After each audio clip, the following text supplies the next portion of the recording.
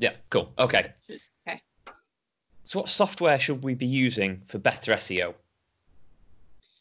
Okay, there are so many tools out there for SEO, and most of them are paid, quite expensive. But look, I use some free tool, one called Answer the Public, which is a great sort of free tool for keyword research brainstorming. So in the early stages of keyword research, when you are not sure of what keywords to include or what to start searching, you could use this tool.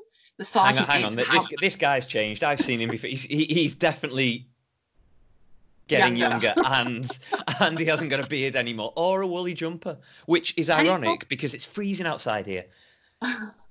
maybe he's an Aussie like me, you know, he doesn't need the woolly jumper, but he's also not grumpy. The old man was a bit grumpy, I think. So I think That is this true. guy's a bit more, although I don't know about the cleaning the teeth. That's a bit too much information. Yeah, absolutely. Sorry, I interrupted you there. Just a bit of a surprise. Yeah, so we have a box here. So this tool is free up to a limited number of searches a day. I think it's only 3 or 4, and then you do need to start paying to use it more. But I would just type in a phrase. So I might type in sunglasses and then click on Get Questions. And what this tool does is it brings up a whole bunch of keywords, phrases, things that people search for or ask about when they're wanting to find out about a topic. And then when we scroll down, they show up in this very, complicated, but it's quite a full list here of different types of questions. So you've got here sunglasses on Amazon authentic.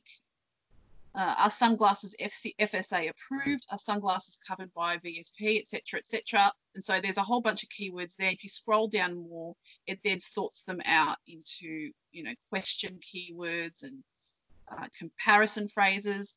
But what I do is I don't like the way that it's laid out. And if you are a nerd like me, you may want to download a CSV. So on the right here, you've got the CSV button, and you can then download it into Excel or Google Sheets, open it up, and then I then manipulate that data so that I can end up with a nicer looking list. So I'll go through then and filter out the keywords that I don't need or that don't make sense. So here it lists everything in order. So here it first lists all the questions. So any keywords that are question keywords.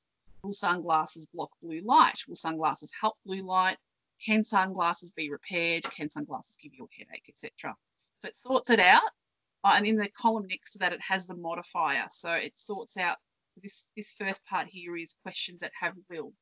Then the next part is can questions, where, why, etc., etc. So you can go through there, and then if you go further down, you've got prepositions, and it just keeps on going. So it really depends on the keyword that you type in as to how many results you get. But this is a really good start if you're not sure about some basic keywords to search for, or if you even want some ideas for blog topics. So if you're not sure what to write about.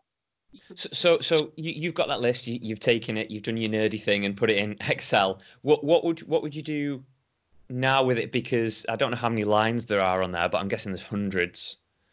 Yes. So in terms of how I would filter these out. Yeah. Yeah. So I mean, firstly I add in the filter function here on Excel, and then I would start to sort through and for myself, I know if I'm looking for long tail keywords for voice search, that I'm more interested in the question keywords. So then I would want to remove anything that isn't a question. So I would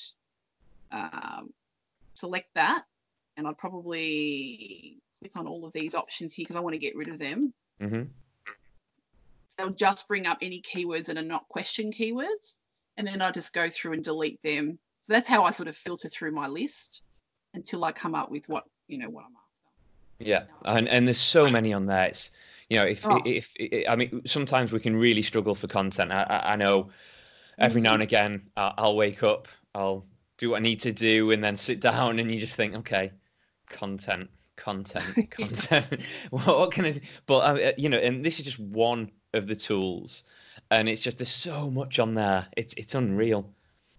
It is, and I use it. I use it quite a bit if the client that I'm working with is quite niche, or if it's a client where I'm not too familiar with the service that they offer and I want to find out a little bit more, then I will go in there and do that quick search. Like I said before, though, it depends on, not every keyword will give you this many results. I just typed in the word sunglasses because it's just one word. If you typed in a longer phrase, and you may get fewer results. Yeah. So you just need to keep that in mind. But it's a great tool and it's free. I think 3 or 4 searches you can do a day before you have to start paying for it. But yeah, it's usually sufficient enough. And that took about 2 minutes, you know, especially if you've used it once or twice. That to That's get right. to this stage before you start filtering and working things out, it took about 2 minutes. You know, That's right. yeah. It's a very easy tool to use.